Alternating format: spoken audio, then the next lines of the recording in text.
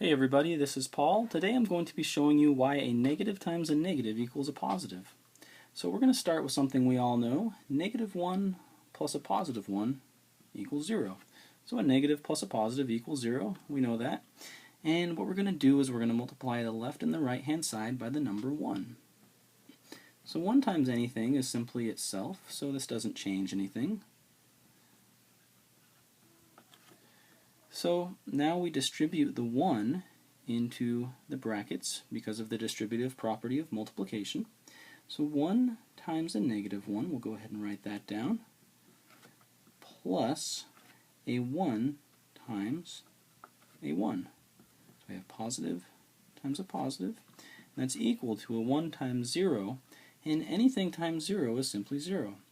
So we multiplied each side by positive 1, and that gave us a positive times a negative plus a positive times a positive equals 0.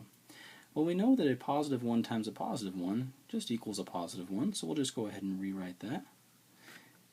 And we're adding a positive 1 to something. So what is this? Well, we know that the right-hand side equals 0, so the only logical number to put here is a negative 1. Because it's the only thing we can add to a positive 1 and still equal 0. So therefore, just by simple logic, we can determine that a positive times a negative is equal to a negative. So we're going to go ahead and write that down over here. A positive times a negative is equal to a negative. And we're going to use this in our next step to show that a negative times a negative equals a positive. So just by logic, we've determined that a positive times a negative equals a negative. Let's start back with our first statement here. Negative 1 plus 1 equals 0. And this time, instead of multiplying each side by a positive 1, we're going to multiply each side by a negative 1. And that's equal to negative 1 times 0. So negative 1 times a negative 1 using the distributive property of multiplication. Negative 1 times negative 1, and then we put the plus sign here, and then we multiply, it should be a parentheses there, multiply the negative 1 times the positive 1, so this is simply negative 1 times positive 1, and that's equal to negative 1 times 0. Anything times 0 is simply equal to 0. So we just determined that a positive times a negative equals a negative. And here we have a positive times a negative, and so we've determined that this is already equal to a negative 1. So we're adding a negative 1 to something, and it equals 0.